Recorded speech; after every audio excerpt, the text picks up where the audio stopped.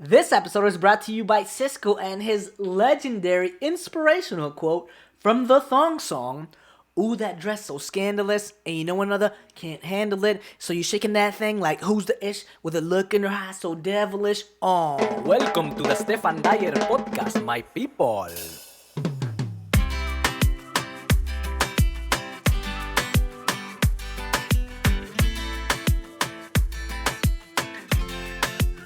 Hello, my people! I interviewed my favorite teacher in the whole world. Mrs. Anita Serrano has been an English teacher since 1990. Her passion is to facilitate learning through reading and writing and is currently teaching sixth graders in El Salvador, where she was born and raised. Fun fact, she was actually my English teacher when I was in sixth grade and I lived in El Salvador in the year 2000. And she continues to be an incredible friend. When I was editing this episode, I felt like, wow, man, this interview was really special. I got to ask her everything I've been wanting to for years, and we spoke for an hour, literally just like a friend to another friend. It also really allowed me to understand that teachers don't get enough credit, man. Like, it's incredible what they do. I think they're actually society's real life heroes. Sounds cheesy, but it's true. A small reminder that all the other episodes of the Stephan Dyer podcast are also on YouTube, so look for them here, subscribe, comment, and you'll have a great time. All right, my people, let's go to the juice. Let's go to the interview. You're really going to enjoy it. Please welcome Anita Serrano. Welcome to the Stephan Dyer podcast. This is a very special episode for me. I have here Miss Anita, the unbreakable, the unmistakable, the highly capable, the invincible Miss Anita Serrano, my teacher from El Salvador. How are you? Hi, Stefan. I'm great. I'm honored to be here, I'm and so happy. I'll try to answer all of your questions, just Yeah, like you answered mine in class. exactly. I Uh-huh. think it's been like 20 years since I was in class with you. Yes, 20, 21 years, more or 20, 21 less. years. Because I remember, well, you've been married for 21 years Uh-huh. and your son is 20 years old. And I remember He's when 20. you were in class and you went on mat leave, that it was like a funeral. It was devastating for us. It And was terrible for me too, because the substitute used to call me all the time, like, what do I do with Stefan? He talks a lot. What do I do with? And she would mention other names. Eduardo, Um, Roberto, Fernando, Francisco, Bruno, everyone. Ricardo, oh my uh-huh. God, So I was everyone. still connected. Yes, yes. It was very sad time for us, but here's the reason why I invited you. Here, I wrote something down, and I sent you a message on WhatsApp when I first invited you, and I think a lot of people have a lot to learn from you, and this is why you're on my podcast, and why I think I'm honored and super excited. So here it goes. You're a teacher, and which I think is, by the way, one of the most underrated jobs in the world. Mhm. And you are also the best teacher I've ever had. Oh, And my friends, I think, agree. We've talked about it behind the scenes. We I think it speaks a lot that we're still friends 21 years hmm later. hmm And we still hang out with you. When I go to El Salvador, you came to my show Yes. 2 years ago in El Salvador, and we still go out. We have a great relationship, and when I look back, you were one of the first people that I saw in my childhood when I was like 11 or 12 that you taught me, where I was like, wow, it's possible to be cool, have fun, and be really good at your job. Mm. And I think you do this really well. Yeah, you're super authentic, you're super professional, you love what you do. And I think that shows a lot about who you are. I think a lot of people think they have to be assholes to hmm do a great job, or they have to be like, no, like I'm authoritarian, you do what I do. You need to do what I say. Uh-huh. Yeah, and I understand that it's very stressful to be a teacher at times, especially if you have a rebellious group. And I know because I'm a teacher myself. I teach public speaking and comedy in my school. So I want to commend you for that. And Thank my you. and my first question of this life changing interview is, why did you decide to be a teacher?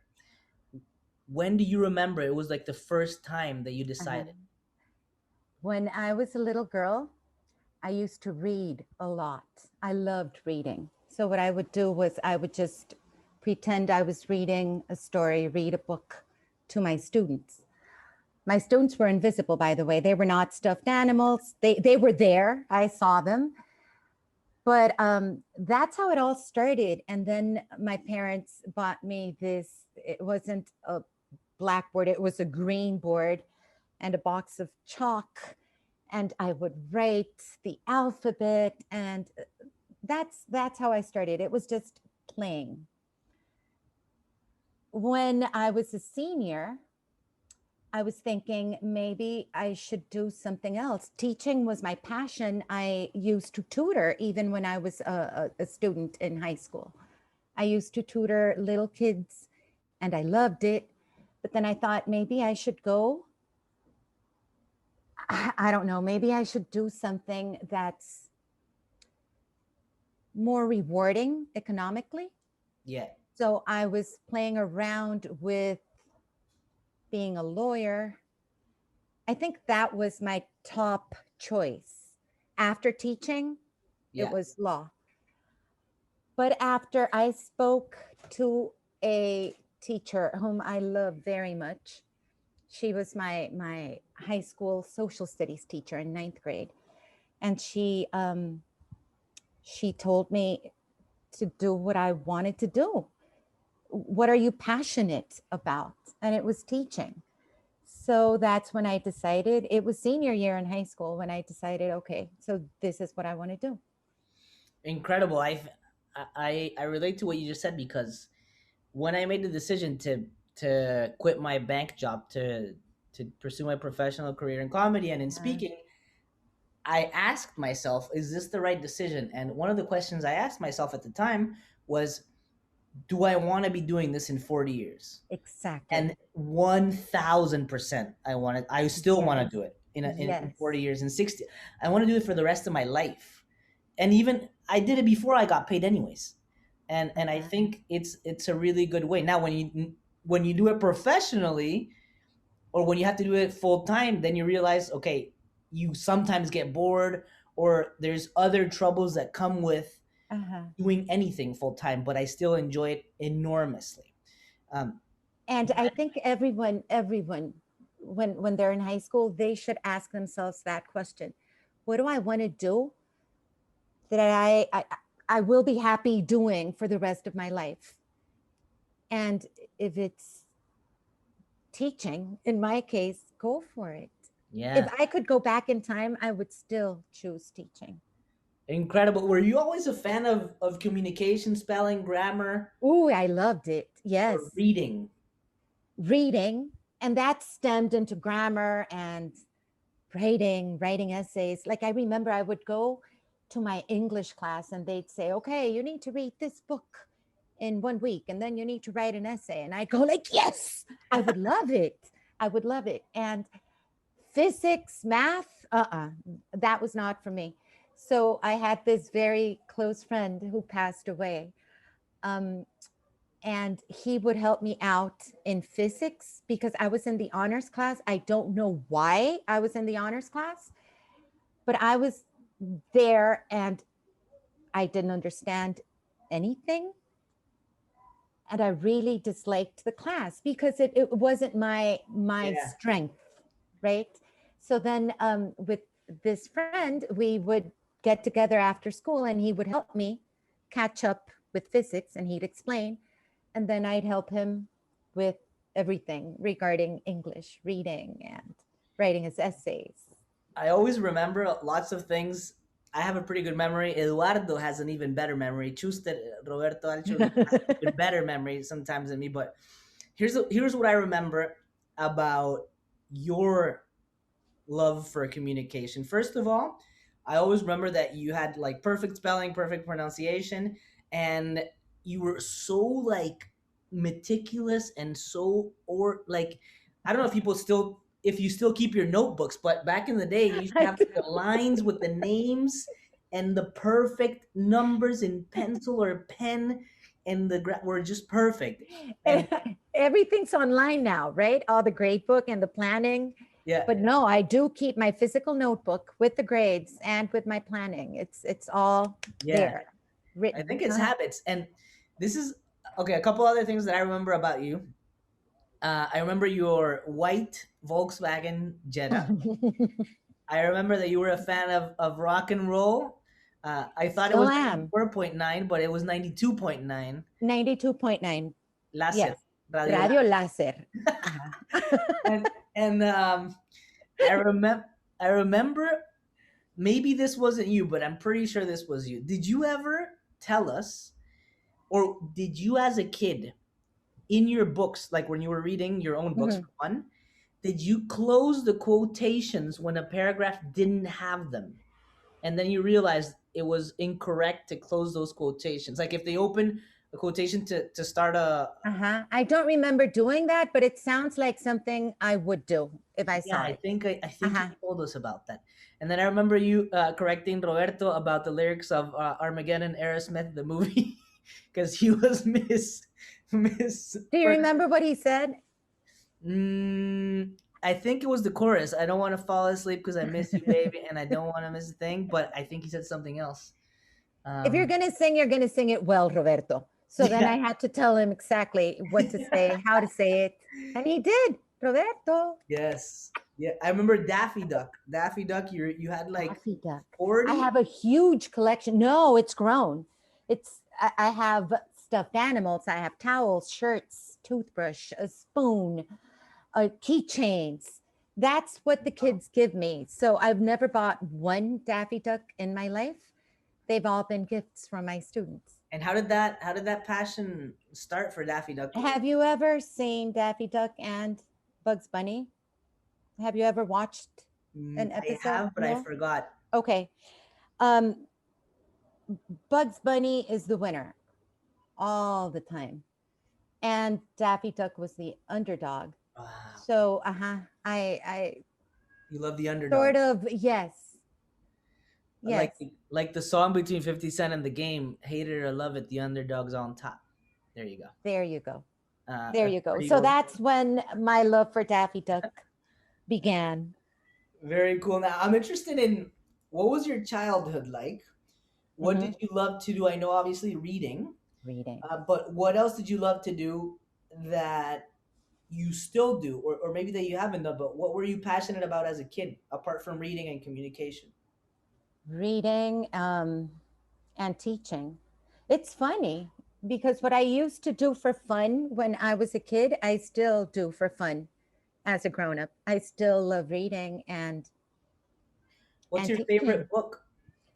My favorite book, oh, I know you can't ask me that. There are so many. My favorite author, I would say, is John Grisham because the law is in there. So, and crime. Now I've developed a passion for true crime. So, John Grisham is my favorite author. I've read all of his books and I love him. What's his best seller? His I most don't know, The Pelican Brief. I'm sure you've read or watched a movie at least. maybe, maybe Uh-huh. I With don't know. Denzel Washington. Ah, okay, maybe. Uh-huh. I'm gonna Hmm. pretend that I did just to look appear more Look it up. cultured in front of Yes. my audience. So, But no, I used to play with my I have three siblings, two brothers and one sister. So we used to play together with the people from the neighborhood, the kids. So we would go outside and play kickball or tag.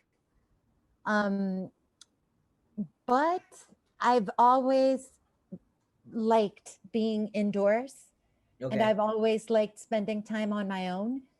Oh, So that's really good. So it was fun for me just to stay home reading and not go outside, for example. I think you've always had that self awareness, and since you're a kid, you love reading, you love spending time on your own, you love your communication, and I think because you were able to have that self-awareness at an early age, Mm-hmm.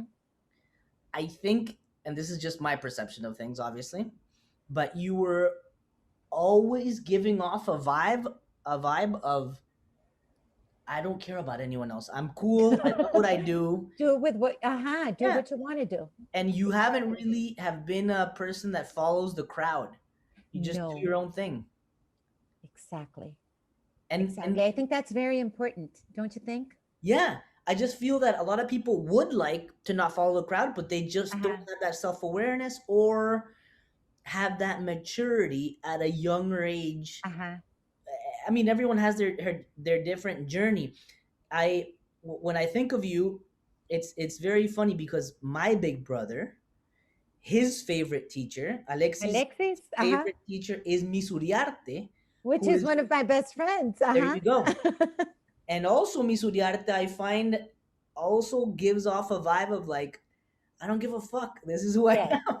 that's exactly Miss Uriarte. And do you, That's her. is that like your best friend's type? I Very have authentic, no. no fucks given. Well, now that you say that, maybe it is. Maybe it is my type. Now that I'm analyzing you in this podcast as a psychologist, yeah, um, I'm thinking maybe the one of the reasons why you are so authentic and you haven't really played into like gossiping or like high school drama. You love your own thing. You don't care about what like you just do yourself. You do you. Mm-hmm. Mm-hmm. And I think one of the reasons why you matured at a young age is what you've posted on Facebook on a yearly basis when you remember your dad Yes. who passed away or died when you were 14. Yes. Do you think that made you grow up or mature quicker than your classmates? I would think so. I would consider myself to be an old soul when I was a child, when I was a little girl, but that made me grow up just like that. I was just starting ninth grade. I was 14 when he passed away, and it was a big shock, and it still is. This Yeah. happened in 1986, but every time September 5th rolls around, and I replay everything in my mind, Yeah. and it's now as a mom, I couldn't understand it then, Stefan, because it was a robbery, Yeah. and he was trying to stop the robbers from doing anything to me. And that's when he died. And back then, I would go, why did he do that? I asked him to stay inside. I asked him not to walk towards the door, because I do remember saying, Dad, stop, no, no, stop. But he didn't. And then now that I'm a mom, I would do that 100 times for Yeah. my son, right? So you get to understand the love of a parent when you become one. 100%. And I've now that I'm a dad for the last year almost, and I see my son, sometimes I start like I feel like I want to cry just thinking Yes, that about something's going to happen. something could happen to Uh-huh, him. Or uh-huh. like sometimes I think like my son one day in like 80 years or whenever, my son is going to die. And I'm like, "Oh, but that's life, you know?" And I'm like I'm going through a roller coaster of emotions, or Yes, like where I want to protect him, making him have an incredible life, but at the same time, you want him to have challenges so that he's not spoiled. And you're exactly. like, okay, no, I'm just gonna think about something else. And it's incredible how vulnerable. It's like you suddenly have um an Achilles heel or whatever. Exactly. Yes. And it's a learning process, because you might think, no, I'm never going to scream at my child. And then you do, Yeah, because he's doing something he shouldn't be doing. Um, And it's a learning process, but it's fun. It's fun Mm-hmm. to find out how Liam's personality is going Yeah. to evolve, for example. And maybe you won't need to be tough. Maybe you will just be there to hold his hand whenever he needs you. So it's fun, enjoy it. Yeah, It's the best part of life. I'm enjoying it definitely, and I feel like I won in life already in some I'm way. sure you did. Cause even when my wife was pregnant, I'm like, fuck, if he's not healthy, like Mhm. a billion things could happen, you know? And he was born healthy. He is healthy. Beautiful. He's beautiful. He laughs all day, and I wonder where he got that from. and you're like, just because he was born healthy and is healthy and smiling, like I won. Like Yes. I can't lose. But every like should anything happen to him, I'm like, you know. Now you understand parenthood Yes, more. totally. And that's when you learn to appreciate your parents and Yes, everything they did for you. your your son is now 20, He's and 20 years old. how different is he? Because I just visited my parents in Florida, Hmm. and my stepmom was saying that one of the most challenging yet fascinating and crazy and curious things that happen when you have kids is understanding and accepting and loving someone who's totally different than you and who's going to make different decisions than you, and how different is your son from you, and your husband, or who does he resemble more? We have the same sense of humor, my son and I. In fact, when he was a senior, he got the award for best sense of humor, and that was like if he were given the valedictorian award. I was, yes, I love it because he makes me laugh Yeah. and he listens to me. He's great. He's great. What So is I do get along with him. And what is he doing now? Like, is he? He's he's studying to he's hopefully will become a psychologist, And and that has helped me as well. He's my psychologist now. incredible. Does he love to read like you? He used to when he was a young boy, not anymore. No, Mm-mm. that's fine. Yes, not That's anymore. fine. I feel like teachers are the first, apart from parents, obviously, but there's a bias in parents' opinions because they're parents.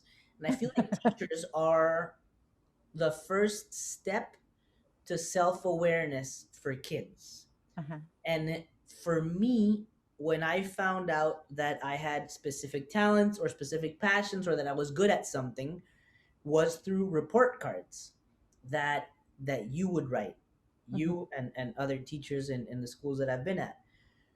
And it's like, let's not. I was a pretty good student. You were an excellent I student. was so most of my news was positive. Yes. Yet even for even for my friends, some of my friends whose grades or whatever weren't as good sometimes, um, you still, and I'm talking about you specifically, you still found a way to assertively communicate what did they have to improve on constructively, but their strengths as well. I just don't don't believe grades measure a person. I don't. Someone can be super smart and have great critical thinking skills, Mm-hmm. but he does not like doing homework. Yeah. And a 65 is not going to measure what he knows. Mm-hmm. And that's something that has changed, thank God, in these last 20 years.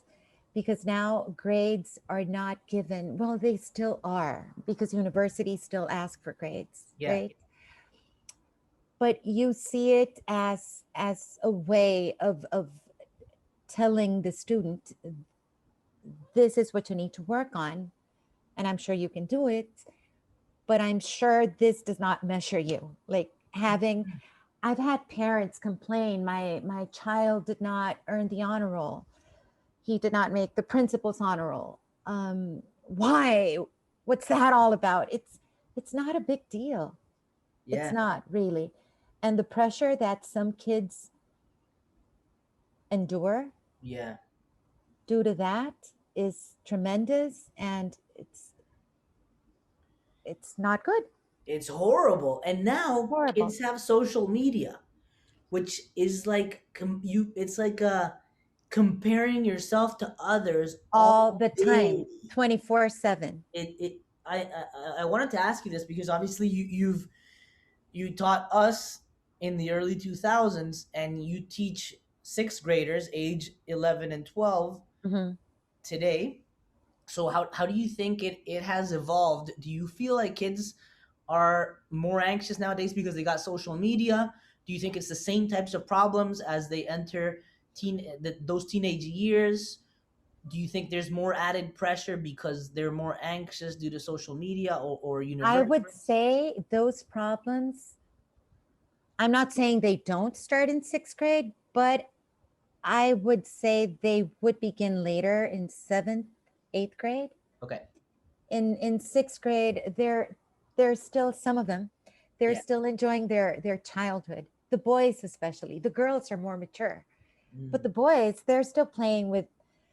You give them a paper and they roll up a little ball and they start playing soccer using their fingers, and Yeah. that's fine. The girls, however, start thinking about how they look, Yeah. and social media is not social media is good in certain ways, but not when it makes children especially feel bad about their looks Yeah. or about who they are. um, so I have a sort of a love-hate relationship with that. Yeah. I think that even adults, we don't know how to handle social media. And Exactly. in this time, I don't think in 2021 there's enough research on how it messes with our brains yet. And if adults, even we can't handle it, I can't imagine 11-year-olds, 12-year-olds, 15-year-olds, where you have a constant highlight reel of Uh-huh. thousands of other teenagers. Before, Exactly. this is the example that I like to give it and that I heard the other day. Back in the day, 20 years ago or 30, whatever, if you didn't get invited to a party, you would find That out was the on end of the Monday. world. Uh-huh. You would find out on Monday, and it would be humiliating. But okay, whatever, it happened. I can't. But now you find out in real time Mm-hmm. through Instagram stories or Facebook, and you feel like Mm-hmm. an absolute loser because everyone's having a great time, and people are pretending like they're having an even better time than they actually are because it's like and you're at home like, oh my god, what did I do? They hate me. I'm Why wasn't I not good enough. invited? Yes. and and you tell yourself stories that you don't really know if they're true. Maybe they just allowed that person to invite two friends. Who cares? And you weren't one of those two friends. But Uh-huh. with social media, it's very hard. And even with my 1 year old boy, I have a hard time. He like loves to lick and grab our cell phones. Like I imagine as a parent, it's very hard to tell a 10-year-old or 12-year-old to they can't have a cell phone until they're 15. Mm-hmm. Um, so do you It, feel how do schools now control cell phones and social media so that they don't appear in class? that's hard. Back when we were in school face to face, we they were not allowed to use their phones at all. Like if they had a phone, they were supposed to keep it in their backpack, in their pocket, turned off from 7:40 to 3, which was hard for some of them Yeah. because some of them are already addicted to social Yeah. media and their phones. Now that we're doing all this virtually, it's funny how back in the spring, some of them would say, Macy's, remember how I would not leave my phone unattended? Like I would carry it with me Now I don't want to see it. Like I really just want to shut the screen off and Yeah. I don't want to do this anymore. So it's funny how even they got bored. But this was back in the spring. Yeah. And uh-huh. I've seen a lot of articles and videos on social media and Facebook and Instagram of teachers, old school teachers, struggling with it. Everyone's probably struggling to teach online and on Zoom or whatever other platforms. How does that change the experience? Do you think you can still achieve It's hard. meaningful relationships or teaching relationship with kids through online, or it's 100% not the same? I think you can, but it's more difficult. It's more difficult. Right now my sixth graders, I have not been able to see them. Like it's all through Zoom. Um and it is hard. Just the teaching part, like when we're doing writing, for example, I would walk around and I would check their paragraph and I would say, okay, no, here you need to do this. Now it's all Google Classroom and I have to write feedback. What if they don't read the feedback? What if they don't do what I'm suggesting? So it's pretty hard. So what used to take a month would probably take two due to Wow. all this. Hmm. And you're still expected to fulfill the curriculum in the same amount of time. Yes, preferably, but they do know, administration does know that it's hard. So basically, what they've said is go ahead and teach what you think that the kids need to learn in this year. Like just focus on that. So we've been nitpicking and trying to figure out, okay, this maybe they'll see next year. I need to focus on something else. How do you manage or deal with a kid who has maybe troubles back home, Hmm. like maybe their household isn't a healthy place, or their parents are divorcing, or there's other sorts of trouble, and you Hmm. need to motivate that kid, but you can't really get too into it because it's not your family. Like some kids are very talented, some kids are very smart, and they're struggling outside of the classroom. What Yes. what can you do? Some kids open up to you and they do let you know when they're having trouble and they look for you or they write you a message saying I want to talk to you, and it's easier then. But when you Yeah. know there's something going on and the boy or the girl does not feel comfortable just speaking up, then that's when we bring the counselors in. I think that's something that has improved over the years. Yeah. The social emotional learning, now that's way more important than it was Yeah. 20 years ago. Or when my dad died, I didn't have a counselor calling me and asking me, are you okay? Do you Yeah. think you can manage this? It was, in fact, I had a teacher when I came back after I missed, I think it was just a couple of days that I missed. And when I came back, she asked for the project. Where's her project? It was a science project. And I was like, I haven't done it. Why not? You needed to turn this in yesterday, yet you were absent. I don't know if she knew. Maybe she did not know. Yeah. But then counselors, administration, and teachers are more aware right now of things that are going on and that could be affecting the child. And that takes precedence over anything else, academic or otherwise.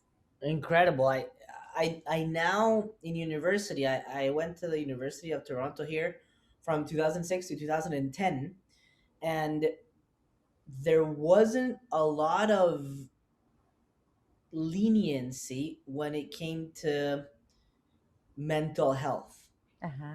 There People would be allowed to take tests separately, if they had a pre-existing condition or whatever, but maybe it was just me distracted, but I never really heard there being extra time in tests or little things that would be given to students who were going through depression. Exactly. But Uh-huh. now, because I have friends at the University of Toronto working, the mental health thing has escalated. I don't know if it's easier to say because it's more openly accepted or socially accepted, and there's more research on the fact that depression and mental health exists, or that In there is, certain countries, though.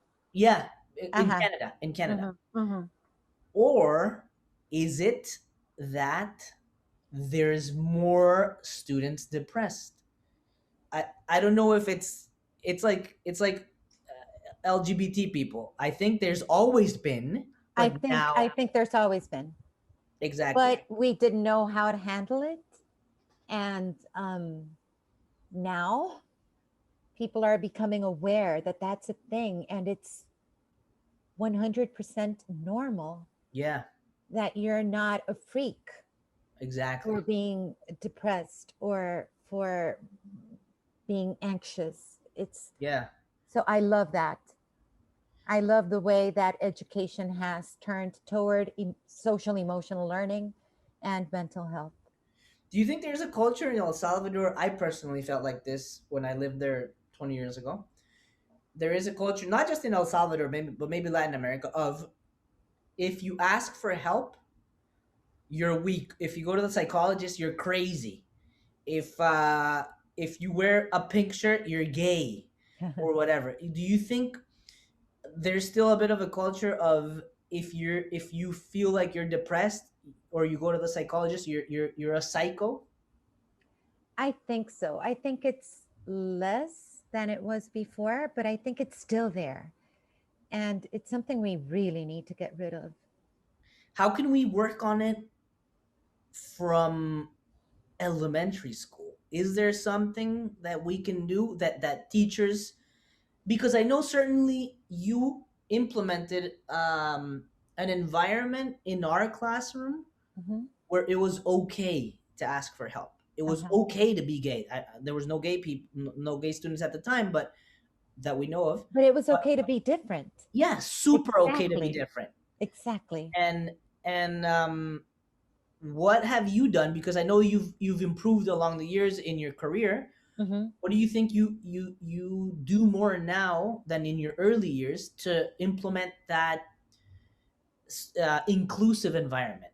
Well, now this past summer, I took a course from Yale University called Ruler, and it's all about emotions, and it's all about how every emotion is valid. It's Hmm. okay if you're angry. It's fine. Just figure out, why are you angry? Okay, what can you do to leave that space where you're at right now? Like, what are we going to do about that? So I have been trying to include that in my class, but again, virtually, it's so much. Yeah, Yeah, it's like it's different and it's more difficult. But I think it's important that kids know that being sad is okay. Being angry is fine. And for the teachers not to take that personally. Like, you might see a boy who's just sitting there and you think, oh, look at his attitude. Why is he the way he is? yeah, But you don't know. You don't know what yeah, happened. Maybe he had a fight with his best friend. Maybe his dad was tough on him yeah. during breakfast. Like, you don't know. So don't assume. I think there's a lot of similarities between stand-up comedians and teachers because we have an audience. We're performing in some ways. And I always tell my students, if you see a student or an audience member like this, Uh-huh. you can't take it personally. It cannot throw you off because then you're gonna um, have a shitty performance Uh-huh. or facilitate a mediocre class Yeah. or like nail this person, like just grill them because you think they're not appreciating what you're doing, and Yeah. you Which might is what just you did. I found out with one's Yeah, podcast. yeah. Uh-huh. In some ways, yeah. In some ways, you can't Mhm. take it personally. You can't let it throw you You off. can't, and it's hard. It's Yeah, hard because we as humans also have emotions. yeah. So it's I, difficult, but we can get there, I think. 100%. And at the same time, teachers, which as a kid I didn't realize, but Have a teachers life have their own life.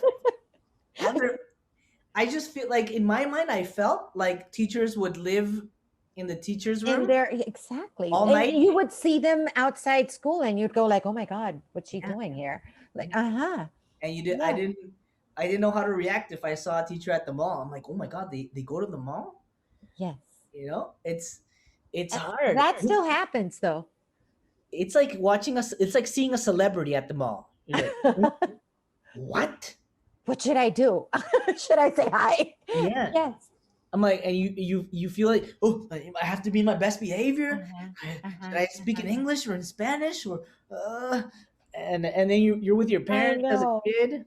But you know what? That did not happen when I was teaching you guys because you guys were all aware of everything. When I got engaged, you knew. Yeah, When I was going to get married, you guys were there. When I had my baby, you visited me at yeah. home. So those years were Why do awesome. you think we? Why do you think you've been able to achieve extraordinary relationships with your kids? Is it something with your students? Is it something that you've done consciously, or is it just this is the way I am? I'm more open. I think it's this is the way I am. And some kids love me and some don't. And that's okay. It's fine. But I think, Stefan, when I taught you guys, and that's when I figured out, okay, this is the age group I really want to focus on. That's when I said, okay, sixth grade, because I had taught pre kinder and fourth and fifth, sixth, seventh, but it was with your group. And remember the students that came after you? Yes, yes. That was the other class that I was really Which we were close very to. jealous of. We felt like Uh, we left us for them. and I don't know. It was a mixture of you guys. It was a small group, it was a Yeah, small school. And I would spend with you, what, 6 days, 6 hours out of 8? yeah, So I would see you as my kids, even yeah. before I had Ricardo. Do you That's feel when I like? started practicing. Do you feel like? Yeah. Do you feel like, in a way, that helped you be a better mom, or I no? think so. Yes, Patience I think wise, so. or in which way? Maybe no. If you ask my son, he's going to say I'm not patient. But I don't know. Plus, remember how there used to be like two girls or one girl Yeah, and the rest were all Gabriela boys? and Gabriela. So that's when I think I instilled this rapport with boys, which is a good thing because I had one. Yeah, Daniela and Gavi, yes. There yeah. were only two, right? I think those were the And only then there were two. like 11 boys. Yeah, it's for the people who are gonna be listening. They're gonna be like, why were there only 13 people in that class? And It it was was a like small school. it was a small school. It had started like very. It didn't have many years. Maybe it had like what 5 years. It was a new school. Yes. It started in 96, 97. Yeah, So no, it was only like 2 or 3 years old. incredible. Yeah. Now, So now it's big. But when back I was in, then, when it was growing, the classes used to be very small. And I think that was a good thing because yeah, we could have that sort of relationship where you guys got to know me and I got to know each one of you and your parents. And it was such a close relationship. is it is this a rule? Do you think that it's better when the student teacher ratio is lower, Mhm. A or thousand is it times. impossible to be a really good teacher when the student ratio is like 50 to 1 It's not impossible, but it's really hard. to achieve a meaningful A meaningful, relationship? To establish connections. meaningful relationship with each one of your students? Yes, absolutely. And do Like you right now I have more than 90. That's totally different than when I had you, because with you I remembered all of your birthdays and I knew what you liked. But your now it's, classroom currently has 90? well, I have 6 different classes, 6 different blocks, Oh wow. but the 6th grade is 90 plus students. And do you think students learn more when they feel like they're being seen and heard? I think so. 100% agree with that statement. And do you think that they learn more when they participate? Or some students are more quiet and they still learn a lot? Some students are quiet and you might think, okay, he's not listening to me, or he does not know what I'm talking about, and then when you talk to him or her, you realize, oh yes, he or she has been paying attention all the while. It's just he or she does not feel comfortable enough to speak in front Yeah. of So everyone. I find it so interesting. And when it comes to teaching my students, sometimes you're like, well, they don't like the class, they're super bored. And then when you see the homework, you're like, wow, Uh-huh. they've And been here all along. yes, and it's at that moment when you go, ah, it's all worth it. Yeah. Like really, because it's hard, Stefan. It's Teaching is hard. And people that go into teaching do so because they love it. They don't do it because of the money. yeah. They don't do it because of, oh, the respect. No, it's because we really enjoy working with kids and we really enjoy what we do. What's been the most meaningful moment of your teaching career? Earning the Teacher of the Year award when I was with you. It Ah, was, uh-huh. It was that's a big really cool. deal. Yes. Yeah, it was a big deal. What do you think you what do you think you've learned along the way, like an advice that you would give yourself in your first year of teaching? Don't take things personally, Mm, which is what I was just talking about. You would go like, why is he not doing his homework? Why is he, does he not like me? Does he not like my class? I need to talk to him. And now that we have become more aware of how emotions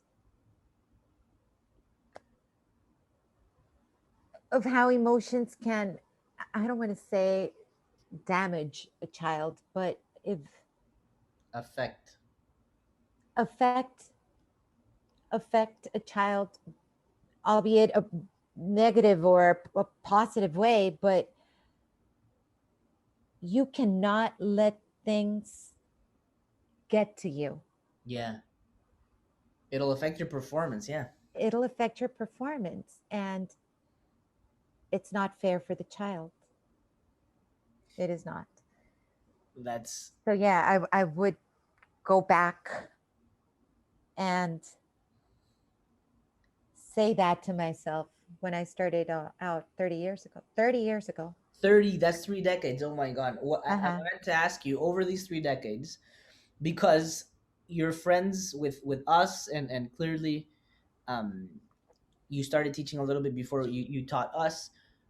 Are there any specific skills that you see in children where you're like, this person is going to be successful in the real world? Like, is it emotional intelligence? Is it IQ? Is it kindness? Is it gratitude? Is it resilience? Or can you not see it at that early age? I think with some, like when I saw you, I knew you were going to be successful, whatever path you decided to take. In others, just having resilience, that can make that person successful. Mm-hmm. He does not have to have emotional intelligence at that moment. Maybe he will be able to develop it later on. Mm-hmm. So, no, you can't really pigeonhole Yeah. a child and say, okay, he's going to be successful. She's not. No, Yeah. At the you same would time, be surprised. But then I see you guys, and when I see you guys, and you're all what in your, how old are you? You're 33. in your 30s. Uh huh. It's like, oh. Wow, I did something They good. made it. Uh-huh. Uh-huh. Because whatever it is that you decide to do, whatever Yeah. it is, as long as you're happy, then you're successful. Yeah, I agree because at the same time, successful means like a million different things for different people. Yes. It's like the grades. Hmm. Hmm. I heard a podcast that they're not giving, and I don't know if this is true because obviously I'm not in Harvard or Yale, but I heard that in Harvard or Yale or Stanford, they're not giving out grades anymore. They're not. They're not giving out like numbered grades anymore. What are Like they doing? 99, I think it's just letters or pass Pass, or fail. fail? And in some ways, they're doing it because people would just do what's required to get Yes. 99 or 100 and not really learn. Yes. And we still have those students who say, okay, like there's this program called I Excel, and they practice grammar, math, but they tend to ask, okay, so when should I stop? Should I stop when I reach a 70? Should I stop when I reach a 90? And those kids that are super grade oriented won't stop until they reach the 90 or the 100. But there are others who've actually understood the importance of just saying, okay, I get it now. I understand. Yeah. I'll stop now. I'm at an 83. That's okay. I'll stop. I understand what I need to do. And that's what everyone should do. But I was not like that in school. Like I was super grade oriented as well. Yeah.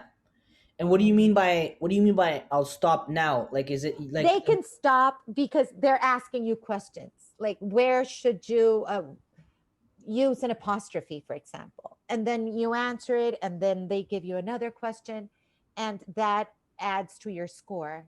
And then oh you get a wrong answer, and maybe you were at a 75, but now you've dropped to a 63. So that's pretty uh, stressful for them I because get it. they go, okay, I've reached a 90. Should I stop now? Because if I get one wrong, then they'll take me Oh down to a 72. So what should I do? yeah. And that's I do love that idea of pass fail. Yeah, and I think that when you don't have that pressure, you would go down a positive rabbit hole of wanting to learn. Yes. And I Right. think when you find out what you love in life and what you love to learn and what you're passionate about, then you get that self awareness and then you can double down on Uh-huh. those things in life. And over the last year since I quit my banking job, I've been studying a lot of high performers, of people who have achieved extraordinary things in life.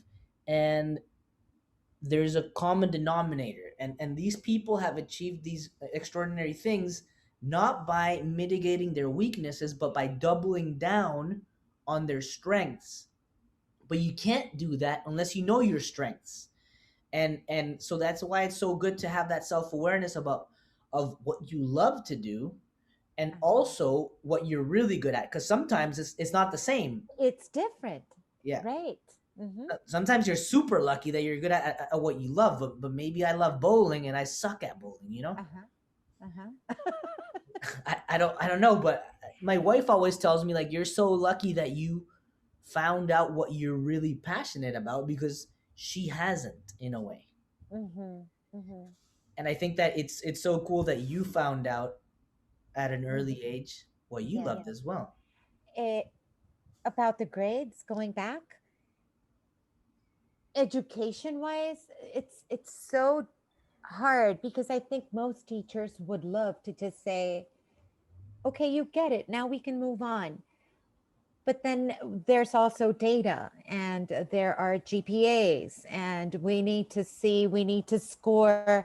There's standardized testing. And universities still rely on those to accept people. It's a lot of pressure. I remember this is one of my first times that I got hit like hard emotionally. I remember in Did you boarding fail? school. In No, I didn't fail, but my dad, because I was always a really good student. My dad always supported me and helped me dream. And he was like, Harvard, Yale, Stanford, why not you? Like, you can do it. Like, if You you can do work it. hard and you do the right things, you can get there. And he always used to say that if you're good here, you're good in China and France and the States. Like, it's Anywhere in the world. habits. Hmm. It's habits. It's effort. It's discipline. So I remember I was good. I was always a good student, and I ended up going to boarding school in Quebec at a really good school. And in 11th grade, when you're doing the applications for university, my dad happened, actually in 12th grade, at the beginning, right at the beginning of 12th grade, my dad happened to come to my boarding school because he had a business thing in Montreal. Uh-huh. So he came and we sat down with, like, myself, my dad, and the university counselor, or Counselor. the counselor. And my dad wanted to also, what's the deal? Like, can we apply to the Ivy Leagues, right? Because, like, 11th grade was Stephan. done. We had the grades, and I remember What her name happened? was Ilona Carr, Mrs. Carr. And I remember not vividly, not the exact words, but she being like, he doesn't have the grade. Like, he's a good athlete, but Uh-huh. he's like an 89 or an 88. I don't know. Like, I Which wasn't even was on the not line. good enough. Yeah. Hmm. And I'm like, and then I had to do the SATs, or maybe I had done the SATs already. And my SATs, I remember I did really good in math. I was like 83rd percentile. But in English and the other one, I was like a 51 percentile. And to me, Stefan. yeah, I don't know why. Anyway, it's a hard test. It is. And then I was like devastated. And then I ended up Uh-huh. going to the University of Toronto, which turns out to be like number 17 in the world.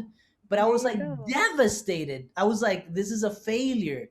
And when you end up going through high school and university and you end up going in the real world, you realize that it doesn't fucking matter. It doesn't matter. It It doesn't does not matter. matter. For your ego, it matters. Like, it's cool I went It to Harvard. does. It does. And when I graduated from high school, most of my friends were leaving the country and they were going to go study. Back then it wasn't Europe, it was the States Yeah. mostly. And I would not go because I knew if I did go, my mom was not going to be able to bring me back every summer or Christmas, and I would get super homesick. So I decided, no, I'm just staying here in El Salvador. And I remember some teachers saying, why are you not going? Like, it's a waste. Yeah. You've got the grades, you need to go. And it does make you feel bad, like, oh my Yeah. God, why am I doing this? But in the end, again, I did what I had to do. I'm happy with the choices I made. Yeah. And here I am. And I think when we analyze these little things and moments, you would think, this is what I've learned. You would think that these ego boosting things are going to make you happy. So in my example, I thought Harvard would make me happy. Maybe it would have, maybe it wouldn't. It doesn't matter. I thought Harvard would make me happy. When I was at the bank and I was feeling miserable, I thought that quitting and being a comedian was going to make me happy. And it turns out that when you're at these places, it's so easy to be miserable anyways. So Yes. at the end of the day, you have to fight for your own happiness, your own well-being, which is even more important. Because I find, like, happiness is sporadic. Like, well-being is more recurring. So this is what I found out. Like, I thought making a lot of money in this Mhm. position that I was at the bank was going to make me happy. Turns out, towards the end of it, I was the most miserable, fat, grumpy, not seeing my family that much, not doing what I loved, and stressed than ever. Um, Now that I know of it, I'm not blaming the bank. It was me. It was me, because the same thing could Mhm. happen to me as a Mhm. comedian. Somebody else could be at the bank and be super happy. It was just you. That was not for you. Exactly. So Mhm. it's about being responsible and And being knowing exactly what you want, what makes you happy. Really, you cannot go through life being miserable if it's something that you're going to do for the rest of your life. Like, yeah. really. Do you think it's easier for some people to find what makes them happy? I find that it's I find that you and I, at least, we've found some stuff Uh-huh. that makes us happy. Hmm. But at the same time, I feel like we've been very responsible for Hmm. our happiness regardless of the decisions. I think some people can find happiness even if it's in their 60s or 70s. Like, there's no real time for you. Like, if you have not found happiness or what makes you happy by the time you're 30, then you're doomed. No, no, just Yeah. keep on trying. Like, And I think it goes back to everything. Like not going to the States to study. And then people are like, oh, why didn't you do it? Blah blah blah. Or like why uh are you going to become a teacher? A yeah, teacher? Really? That's what you want to be? everyone questions your decisions, and a lot of people who criticize and question are like people's decisions and who give you advice for your decisions are people who haven't even accomplished anything, which is the ironic part of it. Um, and a lot of people are like, "Why aren't you getting married? Why are you not having a kid? Oh my God, you're in your 30s Uh-huh. and you're not gonna have a kid. You're not Uh-huh. married. You don't have a You house." only have one? When's the second one coming along? Like, there's always something else Yeah. you need to do. No, you don't. Do You you don't. do you are you big on gratitude? What keeps you sane? Like one of the things that has kept me sane in the last years, and that has given me a mindset of abundance and not scarcity, is having a little gratitude journal that is called the 5 minute journal. Uh-huh. And it asks you three things you're grateful for that day, and that night it asks you three amazing things that happened to you that day. So you fill it out every day and Mhm. every night. I feel like this would help students enormously. uh, We used to do something called rose and a thorn. Like, what's the brightest thing that's happened to you today? That would be a rose. And then the thorn would be something bad.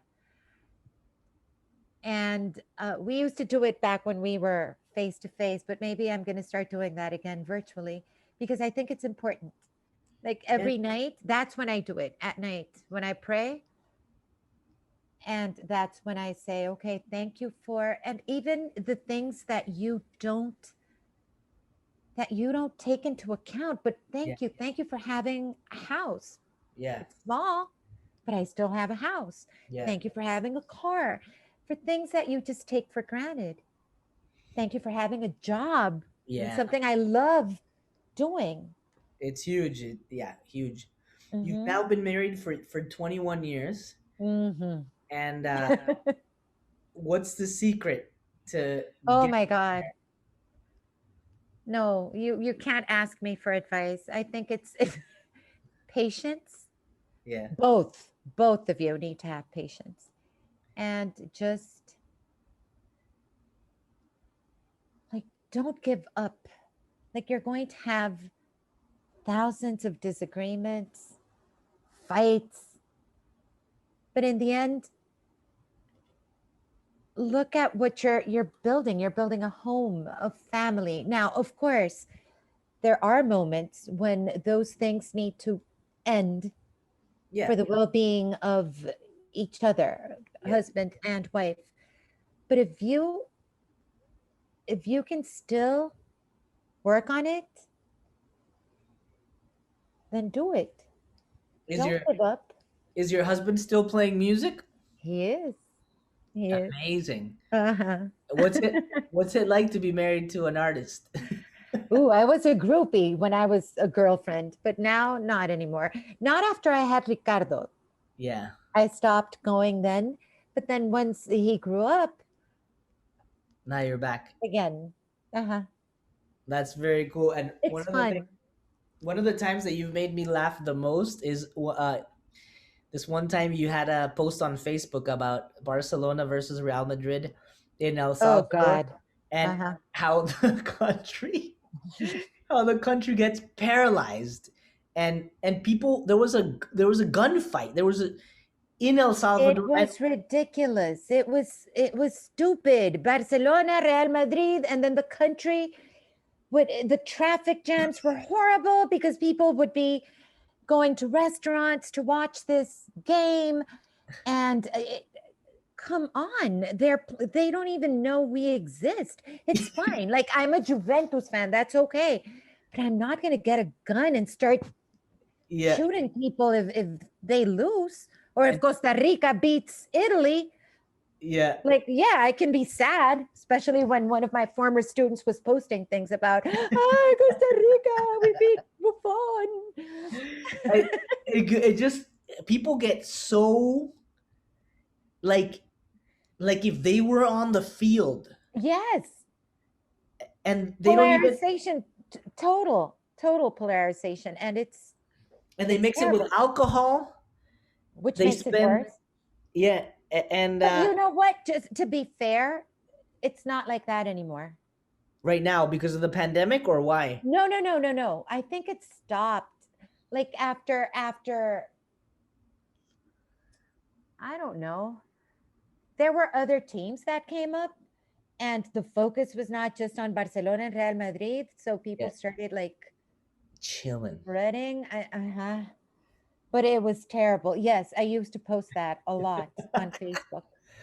It would frustrate me. I would love it because I've always, as a Barcelona fan, Uh I huh. watch the games, but I don't get that pissed. Uh huh. Maybe I shout during the game, but that's it. Like, But okay, that's it. Exactly. You're eh, not going to go out and pick a fight with someone because he's wearing a white shirt and start calling their names like las enfermeras, referring to El Real Madrid. Ay, come on, please. yeah, and it Uh-huh. would Not even my middle schoolers do that. No. not even, and it would ruin people's like days, weeks. Yes. Some people would cry, get into fights, get into arguments. A lot of Which I people find ridiculous. would bet money, which I also find not. I don't bet. I get too scared of betting. No. Mm-hmm. Mm-hmm. Now I'm gonna Not ask like you it's different. the final question of this interview, which I always ask everyone. It's a tradition on the podcast, and it's the champagne question. So the champagne question goes like this: if we were to meet a year from now with a bottle of champagne, what are we celebrating in Anita's life? In 2022. It's your birthday My almost. my 50th birthday. That's Oh what we'd my be god, celebrating. that's huge. Yes, In my mind, that's you're still like huge. 29. Ah, you're so For sweet. No, I'm gonna be 49 this yeah, Sunday. So, we would be celebrating my 50th birthday, and I want you all there. Roberto, Eduardo, Dani, everyone. incredible. Okay, but I'm gonna extend that question because Okay. I know it's a special day, your birthday, and it's your 50th birthday, which is even more special. But No, but that'll be next year. yeah. But Okay. let's just switch it up to, let's pretend this is June. If we were Uh-huh. to meet a year from now, June 2022, Uh-huh. what are we celebrating in your life? Like something meaningful that you want to accomplish or that you've been looking forward to, or that would mean the world to you, apart from the that we're getting together in your birthday, which we're for sure gonna do. So something else? I'm happy with the small things, Stefan. And really, what this pandemic has taught me is I need to be grateful with what I have. So if I still have my family with me Yeah, and I still have my health, because I'm not going to lie, this has worried me, yeah. then I'll be celebrating that, and hopefully that the world is back to normal and we don't have to be indoors anymore. Very true. I think that's something worth celebrating. All right, my friends, my people, damas y caballeros, this was Miss Anita Serrano, the best teacher, the coolest teacher in the world. We hope you enjoyed this. Ciao, ciao. This is Miss Anita and Stephan Dyer on the Stephan Dyer podcast. Goodbye, my people. Gracias por escuchar el Stephan Dyer podcast. Arrivederci, my people.